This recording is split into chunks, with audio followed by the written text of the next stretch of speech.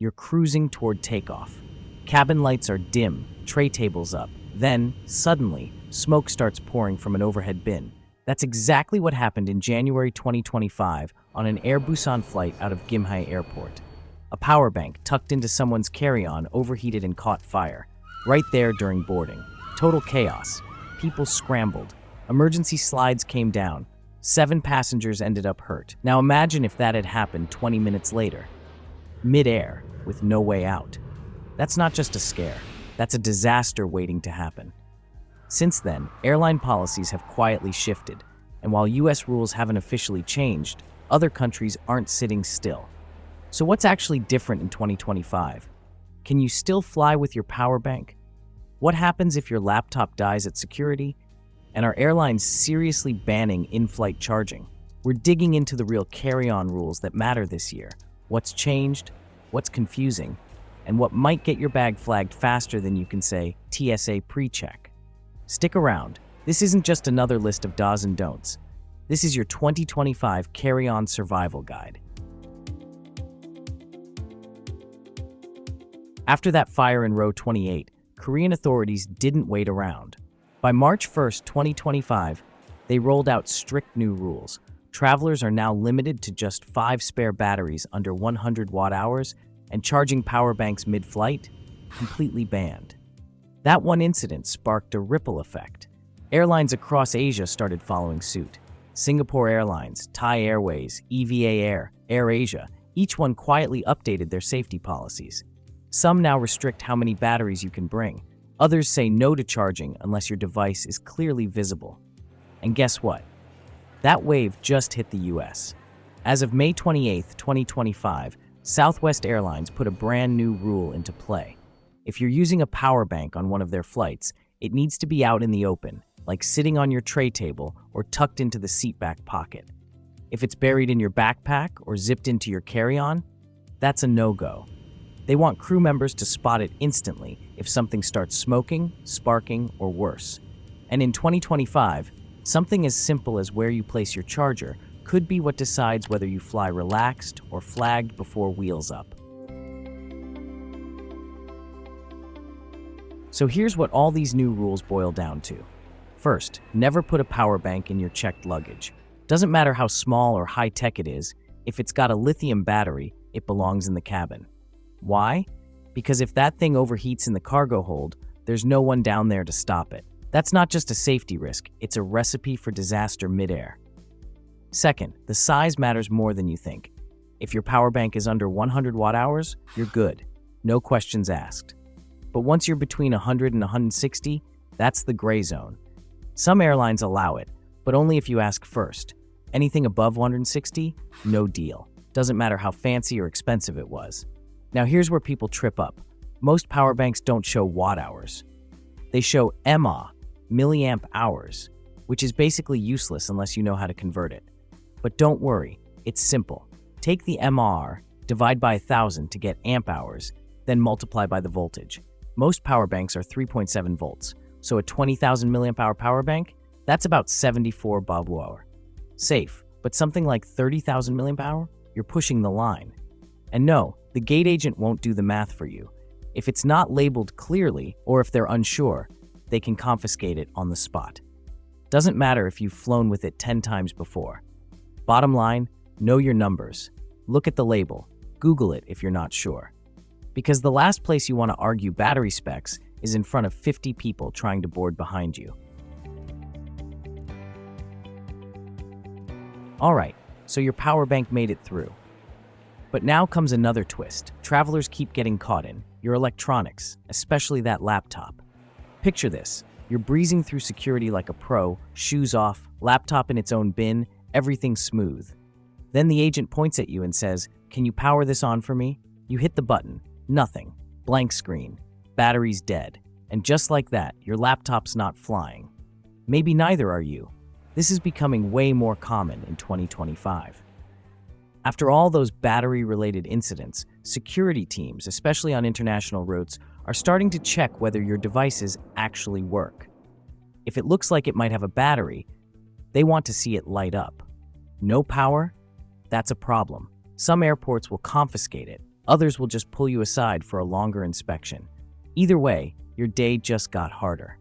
And this isn't just theory. In July 2024, an American Airlines flight from San Francisco to Miami turned into a full-on emergency before it even left the gate because someone's laptop battery started smoking during boarding. Smoke in the cabin, people screaming, evacuation slides deployed, 3 passengers hurt, all because of a single device that failed quietly until it didn't. That's why TSA and airlines are paying closer attention. If your laptop, tablet, or even camera looks suspicious or just won't turn on, they're not taking chances. So here's the move. Charge everything before you leave home. Plug it in again at the airport if you can. Keep your charger or a power cable in your bag, just in case you need a quick top-up while waiting at the gate. And if your device's battery is shot or unreliable, maybe don't bring it, at least not in your carry-on. It sounds cool. USB ports, tracking apps, a battery that charges your phone mid-flight. But in 2025, smart luggage is causing some very dumb problems. The critical part is this: if your bag's battery can't be removed, airline staff might not even let you check in. Doesn't matter how fancy it looks. If the power source is locked inside, it's a no-go. And no, draining it doesn't count. It has to be removable by hand on the spot. One traveler on Reddit said they had to open their suitcase in the middle of a check-in line, fishing around for proof the battery detached. Another was told their bag wasn't allowed unless they could show a UL 2054 safety label, which, of course, was printed on a sticker they peeled off months ago. And that's the part no one tells you. Some airlines are now asking for actual proof: manufacturer certification, battery specs, even photos from the manual. Most people don't travel with a copy of their suitcase's instruction booklet. But in 2025, maybe you should. So before you fly, take 5 minutes, pull the battery, make sure it detaches cleanly. Snap a photo of the specs label. Yes, seriously, because it's removable, I swear, doesn't mean much if you can't prove it. Smart luggage should make travel smoother. But if you can't show your suitcase's power source is safe, you might be shopping for a $200 duffel bag at the airport gift shop instead. You booked a cheap flight. Seat was $49. Not bad. You pack your favorite backpack, the same one you've used a dozen times before, and head to the gate feeling smug about skipping baggage fees. And then, surprise, the gate agent asks you to place your bag in the metal sizer. It doesn't slide in perfectly. Maybe the straps flare out a little. Maybe it's just slightly too tall. Either way, they smile and say, that'll be $65. No warning. No discussion. Welcome to 2025, where budget airlines have quietly shrunk their free carry-on size limits, and they're enforcing them like it's their full-time job. In the US, most major carriers go with a standard 22 by 14 by 9 inches.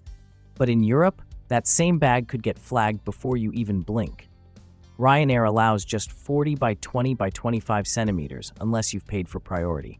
EasyJet gives a little more room, but only if you've upgraded. Lufthansa? Surprisingly generous, but they'll weigh it. And yes, they actually do. One traveler said they were charged €50 in Madrid because their bag fit, except for the handle sticking out. Another had to buy a smaller suitcase halfway through their trip after being rejected by 3 different airlines in a row. So what works? Don't trust the tag. Don't trust your memory. Measure your bag yourself and pack for the strictest airline on your route, not the most lenient one. Just because it flies out of JFK doesn't mean it'll fly out of Rome. And while you're at it, choose a bag that actually works with you, not against you. Something with a padded laptop sleeve, quick access pockets for chargers and travel docks, maybe a separate compartment for liquids. The kind that makes TSA less of a scramble and boarding less of a juggling act. Because flashy zippers don't help when you're digging through socks just to find your passport. Because if your bag is even slightly too puffy for that metal frame, they're not going to give you a look of sympathy. They're going to give you a receipt. So your carry-on fits. Nice. But now comes the sneaky part, weight limits. And this one, it catches even the pros off guard. In North America, most airlines are pretty relaxed. If you can lift your bag into the overhead bin without looking like you're about to throw your back out, No one usually says a word. You start thinking weight rules are just suggestions. But the moment you fly to Europe or Asia, the vibe changes. Some airlines put your bag on a scale the second you check in. Others wait until you're standing at the gate, boarding pass in hand, before hitting you with the weigh-in. And if your bag goes over 8 or 10 kilograms, around 17 to 22 pounds, get ready to either cough up a fee, check the bag, or both. And we're not talking loose change. Go a little over, and you could be paying 50, 75, even $100, just because you packed an extra sweater and forgot your toiletry bag weighs half a brick. To make things trickier, some airlines count your personal item toward the same weight. That cute backpack or laptop case? Yep, it's part of the total. What felt fine when you left home now has you second-guessing every charger and protein bar. So how do smart travelers get around this? They wear their weight. Jackets, boots, even those just-in-case layers, put them on. Cabin temperatures are unpredictable anyway, and it beats shelling out cash at the gate. And if you really want peace of mind, get yourself a mini luggage scale. They're tiny, they're cheap, and they save you from doing the airport shuffle while everyone in line watches you unpack your life on the floor. Airlines might not always check, but when they do, they don't play. Let's talk about the bag that's supposed to make your life easier, but often ends up causing the most drama, the personal item. It sounds simple: a tote, a backpack, a laptop case, just something that fits under the seat. But here's where travelers slip up. They treat it like a bonus bag. It's not. Most airlines give you one carry-on and one personal item. Show up with a purse and a laptop case? That's two. And unless you're in business class, one's getting flagged. Smart move? Combine them. Before you reach the gate, tuck the smaller bag into the bigger one. Doesn't matter if it sticks out a little or looks ridiculous. As long as it technically counts as one, you're good. Once you're on board, pull it back out and use it. Totally allowed. No gate agent is coming down the aisle to take away your tote mid-flight.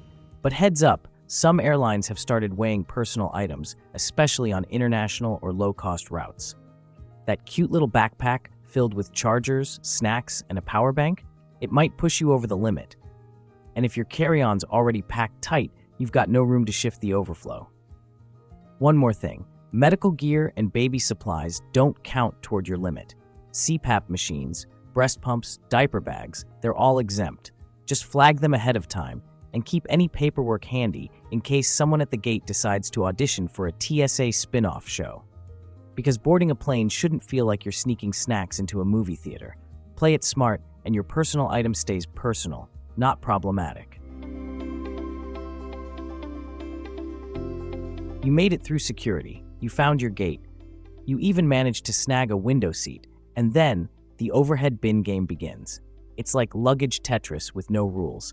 Bags are sideways, wheels out, someone's cramming a backpack on top of a hard shell. Chaos. And somehow, the bin above your seat, already full of stuff from row 17. Why? Because the folks in priority boarding got there first, and they claimed whatever bin they wanted. Doesn't matter if they're sitting 5 rows ahead. Meanwhile, you're in group 8, praying row 24 still has room for your jacket. That's the part nobody talks about. When you fly basic economy, it's not just the middle seat and no changes. It's fighting for overhead space with people who boarded 20 minutes before you with bags the size of mini fridges. One guy's got 2 roller bags and a guitar. Someone else brought a duffel, a tote, and a mysterious plastic bag that might contain a bowling ball. And the flight attendants? They're just trying to survive. If you want to avoid the bin battle, 2 options. Board early, which usually means paying more, or pack light enough that you can slide your bag under the seat and call it a day. Either way, don't assume your bin is actually yours, because up there, it's first come, first shove. You'd think by now we'd be past the whole tiny bottle struggle, but nope, 2025 and the 311 liquid rule is still messing with travelers everywhere. The good news? Some airports are finally moving on. Thanks to new high-tech scanners, basically CT machines for your carry-on, security can now scan your liquids in full size. No Ziploc bags, no measuring milliliters. Just toss your stuff in and go.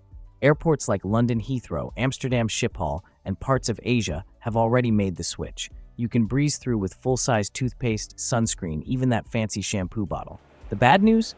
It's not universal. Most US airports, especially the smaller ones, are still rocking gear from the early 2000s. TSA has plans to roll out new scanners, but for now, only about half the big hubs have them.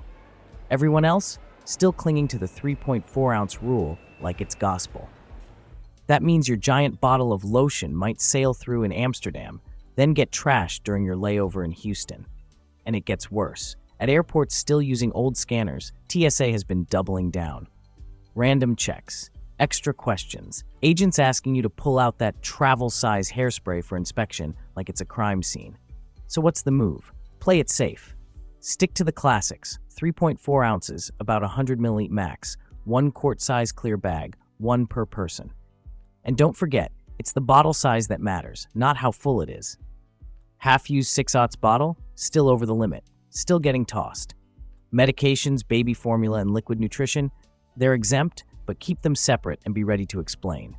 Duty-free liquids are usually fine if sealed properly, but if you're connecting through a stricter airport, they might still get flagged. Bottom line, the rules are changing, but they're not consistent yet. Pack like you're flying through the strictest airport on your route, because nothing ruins a trip faster than watching your $40 moisturizer land in a trash bin before sunrise.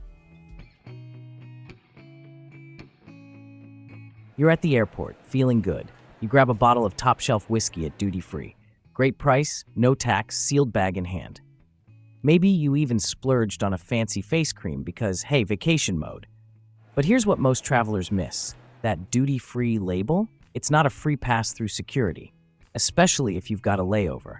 Let's say you're flying from New York to Rome with a connection in Frankfurt. The moment you land in Germany and go through a secondary screening, that unsealed bottle of whiskey is now just a problem. And if you toss the receipt or crack the seal, it's getting tossed. Doesn't matter that you just bought it an hour ago. Doesn't matter that it still smells like the gift shop. Someone on Reddit shared how they watched airport security drop a $100 cologne into the trash at gate B22. No refund.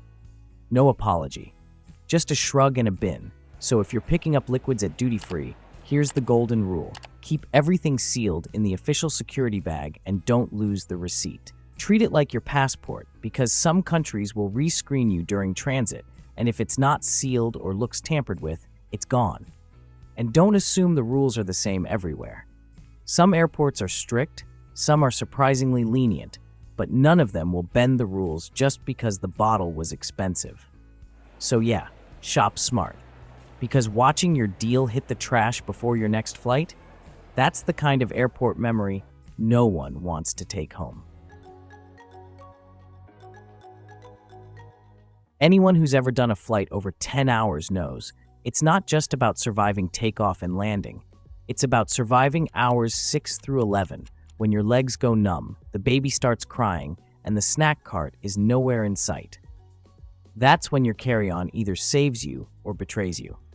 A neck pillow sounds obvious until you forget it once and end up using your hoodie as a cushion against the tray table. Never again. Compression socks? They might not be cute, but they've saved me from post-flight leg swelling more times than I can count, especially on that brutal 14-hour haul from LAX to Doha. I took them off once mid-flight and immediately regretted it. And snacks. Oh man, snacks. I learned the hard way that relying on airplane food alone is a gamble. One time, they ran out of the vegetarian option and handed me crackers and a cup of tea. That was dinner. Since then, I pack protein bars like I'm prepping for a hike. Eye mask, lip balm, hand sanitizer, a giant water bottle, refilled after security, obviously. They're not luxury items anymore. They're survival tools. And don't forget the entertainment backup. If your screen goes out or your headphones short-circuit mid-flight, that downloaded playlist or preloaded Netflix episode suddenly becomes your emotional support animal at 35,000 feet. The point is, packing smart isn't about being extra. It's about knowing that 10 hours in a pressurized metal tube is no time to wish you'd brought moisturizer or an extra charger. Your future, jet-lagged self will thank you. Airline rules are shifting. Some changes are official, Others are just quietly happening. But now, you've got the edge. Whether it's knowing where to stash your power bank, how to dodge a gate check, or just packing a snack that won't betray you mid-flight, you're flying smarter than most. If this helped, give it a like so more travelers don't end up unpacking their soul at security. Got a carry-on horror story or a go-to trick that saved your trip? Drop it in the comments. I'd love to hear what's worked or backfired for you. And if you want more no-fluff flying tips like this, hit subscribe.